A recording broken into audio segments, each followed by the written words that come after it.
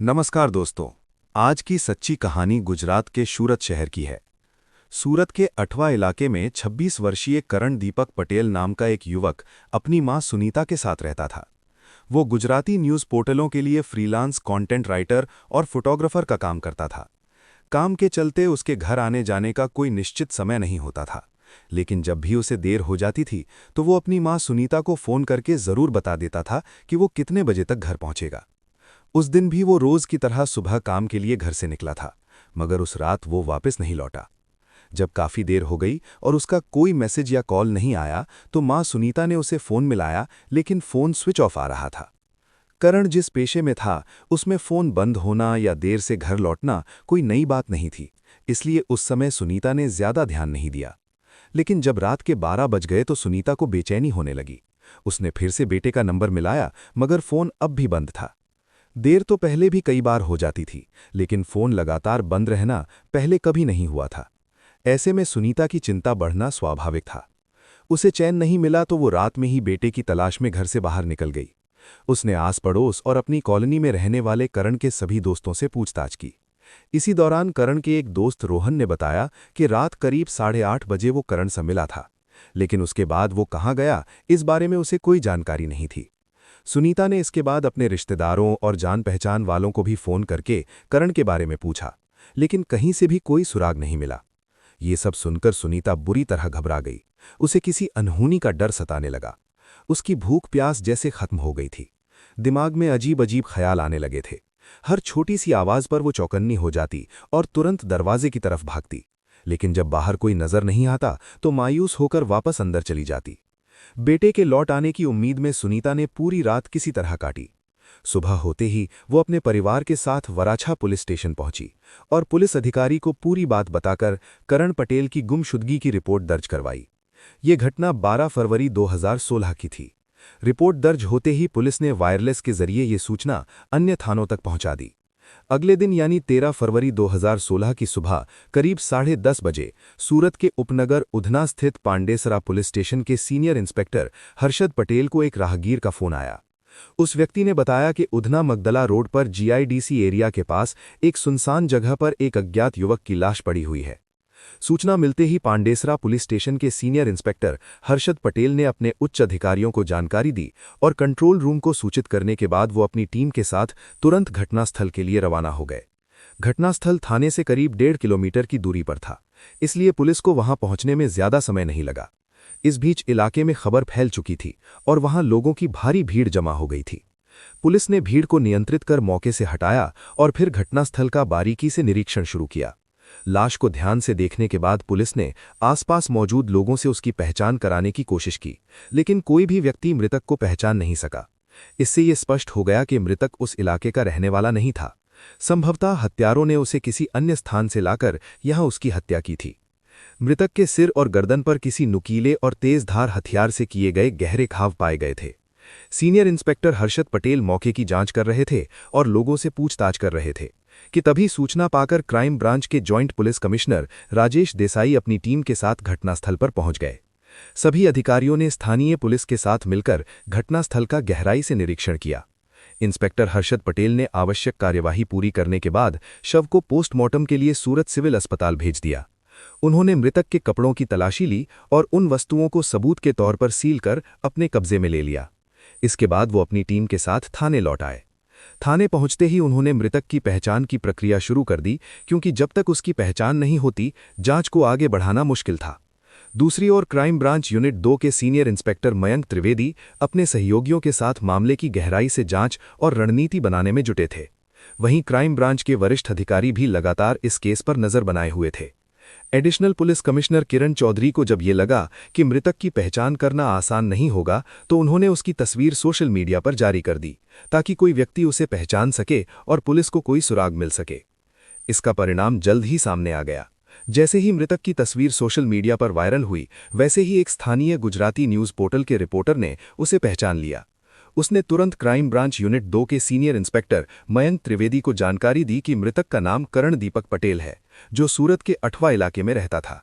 Reporter ने यह भी बताया कि उसकी गुमशुदगी की रिपोर्ट पहले ही वराछा पुलिस स्टेशन में दर्ज की जा चुकी है। ये जानकारी मिलते ही सीनियर इंस्पेक्टर मयंक त्रिवेदी ने मामले की विस्तृत जांच शुरू करने के लिए inspector Ajay Singh, inspector Deepak Verma, inspector Rahul Joshi, constable Imran Sheikh, Ramesh Chauhan और जितेंद्र यादव सहित अन्य पुलिसकर्मियों को जांच की जिम्मेदारी सौंप दी। साथ ही इस बारे में एडिशनल कमिश्नर किरण चौधरी और असिस्टेंट कमिश्नर विजय चौहान को भी जानकारी दे दी गई। इंस्पेक्टर अजय सिंह ने बिना समय गंवाए अपनी टीम को साथ लिया और सीधे वराछा पुलिस स्टेशन पहुंचकर गुमशुदगी की रिपोर्ट से जरूरी जानकारी जुटाई।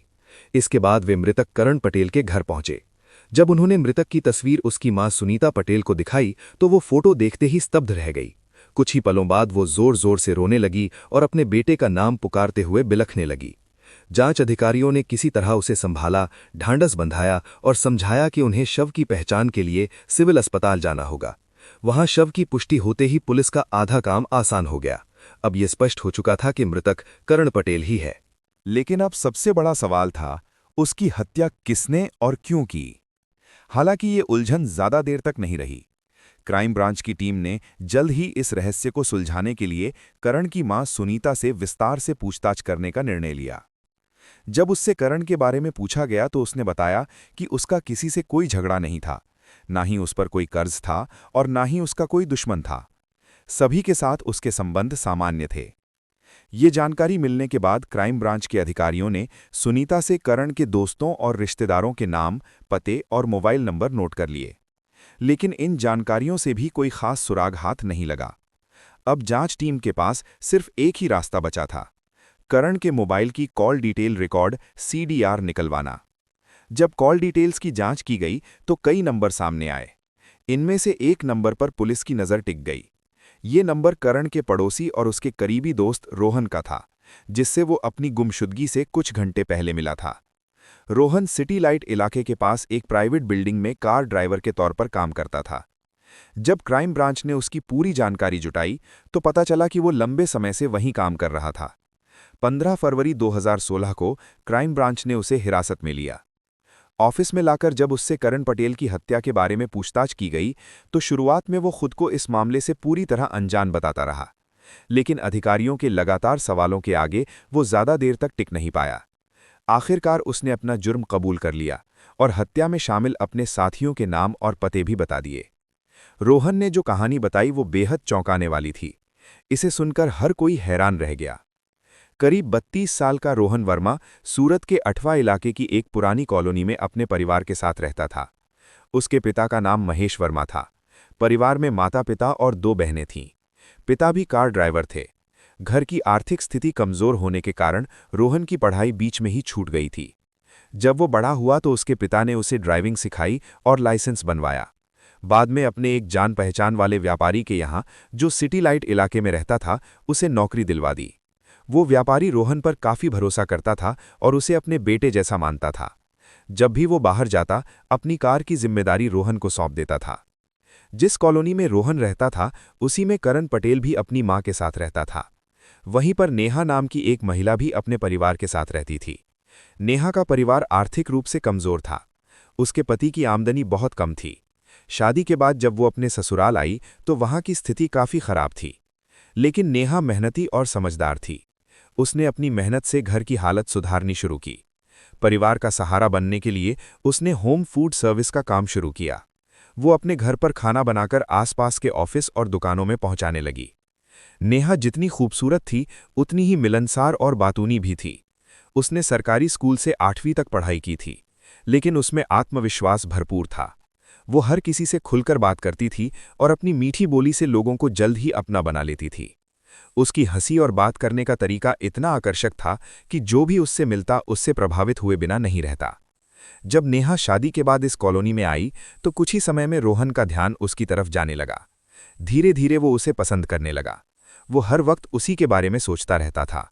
जब भी वो नेहा को देखता उसका दिल तेजी से धड़कने लगता। वो किसी न किसी तरह उसके करीब आने की कोशिश करता रहता था। कहते हैं जहां चाह होती है वहां रास्ता खुद बन जाता है। रोहन के साथ भी कुछ ऐसा ही हुआ। नेहा अपने घर की जिम्मेदारियों को निभाने के लिए होम फूड सर्विस का काम करती थी। इसी काम के जरिए रोहन उसके करीब आ गया। उसने अपने घर से टिफिन ले जाना बंद कर दिया और नेहा से ही खाना मंगवाने लगा। धीरे धीरे वो उसके घर भी आने जाने लगा। कुछ ही समय में वो उसके परिवार से घुल मिल गया और ज़रूरत पड़ने पर उनकी आर्थिक मदद भी करने लगा। नेहा भी समझदार थी। वो रोहन के इरादों को समझने लगी थी। जब उसने देखा कि रोहन उसकी तरफ आकर्षित हो रहा है तो धीरे धीरे वो भी उसकी तरफ खिंचती चली गई। धीरे धीरे दोनों के बीच नज़दीकियां बढ़ने लगीं। एक समय ऐसा आया जब दोनों के लिए एक दूसरे के बिना रहना मुश्किल हो गया, और फिर एक दिन उन्होंने सारी सीमाएं पार कर दीं। इसके बाद दोनों के बीच संबंध लगातार गहरे होते चले गए। मौका मिलते ही वो एक दूसरे से मिलते और अपने रिश्ते को आगे बढ़ाते रहे। ये सिलसिला करीब 2 साल तक चुपचाप चलता रहा और किसी को इसकी भनक तक नहीं लगी। लेकिन कहा जाता है कि इश्क और राज ज़्यादा दिनों तक छिपे नहीं रहते। धीरे धीरे जब पड़ोस में इस बात की चर्चा फैलने लगी तो ये खबर उड़ते उड़ते नेहा के परिवार और उसके पति तक भी पहुंच गई। सच्चाई जानकर उसके पैरों तले जमीन खिसक गई। उसे ये तो पता था कि रोहन वर्मा उसकी पत्नी के हाथ का बना खाना खाता है और घर भी आता जाता है, लेकिन ये रिश्ता इतना आगे बढ़ चुका है ये उसने कभी नहीं सोचा था। मामला बेहद संवेदनशील था। शोर शराबे से बदनामी हो सकती थी, इसलिए उसने नेहा को शांत तरीके से समझाने की कोशिश की।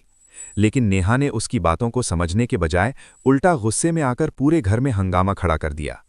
उसने अपने पति पर ही आरोप लगाने शुरू कर दिए और उसे अपमानित किया। जब पति ने उसे शांत करने की कोशिश की तो भी उस पर कोई असर नहीं हुआ। आखिरकार परेशान होकर उसने नेहा को तलाक दे दिया। तलाक के बाद नेहा सूरत के नानपुरा इलाके में आकर रहने लगी। यहाँ अब उसकी मुलाकात रोहन से खुलकर होने लगी। हालांकि रोहन ने उससे शादी नहीं की थी, लेकिन दोनों पति पत्नी की तरह साथ रहने लगे थे। रोहन उसकी हर ज़रूरत का ख्याल रखता था और उसे किसी चीज़ की कमी महसूस नहीं होने देता था। इसी बीच नेहा ने अपना होम फूड सर्विस का काम भी फिर से शुरू कर दिया। समय तेज़ी से गुजरता गया और देखते ही देखते दोनों को साथ रहते हुए करीब 7 साल बीत गए। लेकिन साल 2014 में हालात ने अचानक करवट ली। नेहा ने रोहन से दूरी बनानी शुरू कर दी और धीरे धीरे करण के करीब आ गई। जब ये बात रोहन को पता चली तो उसका गुस्सा 7वें आसमान पर पहुंच गया। वो करण का दुश्मन बन बैठा। करण भी उसी कॉलोनी में रहता था जहां रोहन रहता था। दोनों बचपन के दोस्त थे, साथ खेले, साथ बड़े हुए। करण के पिता दीपक पटेल का पहले ही निधन हो चुका था। उसकी मां सुनीता ने मेहनत करके उसे पाला और पढ़ाया। करण एक महत्वाकांक्षी युवक था। पढ़ाई पूरी करने के बाद उसका मन ना नौकरी में लगा और ना ही किसी बिजनेस में। इसलिए उसने डिजिटल पत्रकारिता की राह चुनी और न्यूज़ पोर्टलों के लिए फ्रीलांस काम करने लगा। धीरे धीरे उसकी पहचान कई पत्रकारों और फोटोग्राफरों से हो गई। जब करण ने कई बार नेहा और रोहन को साथ घूमते फिरते देखा तो अनजाने में उसका दिल भी नेहा के लिए धड़कने लगा। वो चाहकर भी खुद को रोक नहीं पाया और धीरे धीरे उसकी तरफ खिंचता चला गया। नेहा की खूबसूरती और बात करने का अंदाज वही असर कर गया जो कभी रोहन पर हुआ था। करण भी उसकी नज़दीकियां पाने के लिए बेचैन हो उठा। उसने वही तरीका अपनाया। उसने रोहन से नेहा का नंबर लिया और टिफ़िन मंगवाने के बहाने उससे बातचीत शुरू कर दी। शुरुआत में नेहा ने दूरी बनाए रखी, लेकिन जब करण उसकी तारीफ करने लगा तो धीरे धीरे उसका दिल भी पिघलने लगा। अब वो भी उससे उसी अंदाज में बात करने लगी। धीरे धीरे दोनों के बीच बातचीत बढ़ी और फ़ोन पर घंटों बातें होने लगीं। करण अब रोज़ उसके घर जाने लगा। कभी कभी वो उसे बाहर घुमाने भी ले जाता था। समय के साथ नेहा करण के और करीब आ गई। अब उसे रोहन के साथ पहले जैसा लगाव महसूस नहीं होता था। करण की मौजूदगी उसे ज़्यादा आकर्षित करने लगी। जब रोहन को इस रिश्ते की भनक लगी तो वो आग बबूला हो गया। उसने नेहा से सवाल किया, लेकिन उसने बात को टालने की कोशिश की और कहा कि करण सिर्फ उसका जानने वाला है। लेकिन रोहन समझ चुका था कि मामला कुछ और है। सच्चाई जानने के लिए उसने सीधे करण से बात करने का फैसला किया। जब दोनों आमने सामने हुए तो रोहन ने साफ कहा कि वो नेहा से दूर रहे, लेकिन करण ने उसकी बात मानने से इनकार कर दिया। उसने साफ शब्दों में कहा कि अब नेहा उसके साथ है। ये सुनकर रोहन का गुस्सा फूट पड़ा। दोनों के बीच तीखी बहस हुई। करण ने ताना मारते हुए कहा कि जो कभी रोहन ने किया था अब वही उसके साथ हो रहा है। ये बात रोहन के दिल में गहराई तक उतर गई। उस रात वो सो नहीं पाया। आखिरकार उसने तय कर लिया कि वो करण को रास्ते से हटा देगा। लेकिन ये काम अकेले संभव नहीं था। इसलिए उसने अपने 2 भरोसेमंद दोस्तों अमित चौहान और डेविड डिसूजा को इस योजना में शामिल किया। तीनों ने मिलकर पूरी योजना बनाई। डेविड एक फास्ट फूड स्टॉल पर काम करता था, जहां रोहन अक्सर आता जाता था। वहीं से उनकी दोस्ती हुई थी। अमित भी उसी इलाके का रहने वाला था। कुछ दिनों बाद रोहन को सही मौका मिल गया। उसके मालिक शहर से बाहर गए हुए थे और कार उसकी जिम्मेदारी में थी। उसने तुरंत अपने दोनों दोस्तों को फोन किया और योजना के अनुसार करण को पुरानी दोस्ती के बहाने मिलने के लिए बुलाया।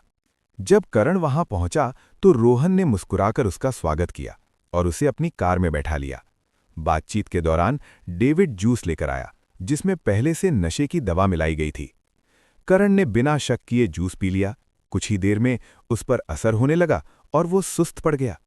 इसके बाद रोहन और उसके साथियों ने उसे बेहोशी की हालत में कार में डाल दिया और रात के अंधेरे में सुनसान इलाके की तरफ ले गए।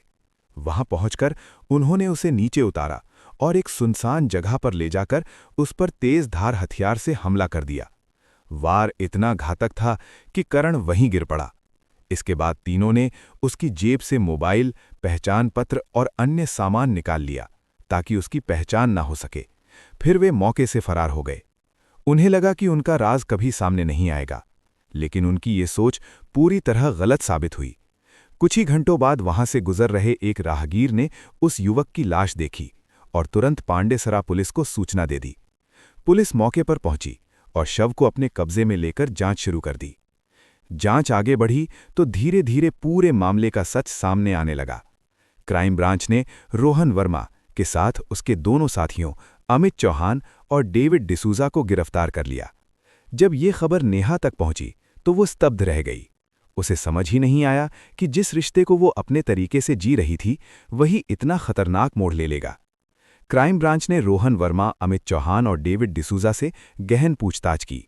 पूछताछ पूरी होने के बाद तीनों आरोपियों को महानगर मजिस्ट्रेट के सामने पेश किया गया, जहां से उन्हें न्यायिक हिरासत में भेज दिया गया।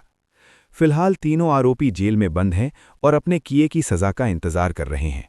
दोस्तों, इस पूरी घटना को सुनाने का उद्देश्य किसी की भावनाओं को ठेस पहुंचाना नहीं है। इसका मकसद सिर्फ आपको जागरूक करना है, ताकि आप अपने जीवन में सही फैसले ले सकें और ऐसे हालात से बच सकें। रिश्तों में लिया गया एक गलत फैसला कभी कभी ऐसी घटनाओं को जन्म दे सकता है जिसका अंत बेहद दर्दनाक होता है। इस घटना के बारे में आपकी क्या राय है, हमें कमेंट करके ज़रूर बताएं। और आप किस शहर से ये वीडियो देख रहे हैं ये भी लिखना ना भूलें। अगर आपको हमारी ये कहानी पसंद आई हो तो वीडियो को लाइक करें, अपने दोस्तों के साथ शेयर करें और ऐसे ही सच्ची घटनाओं पर आधारित कहानियों के लिए हमारे चैनल को ज़रूर सब्सक्राइब करें। धन्यवाद।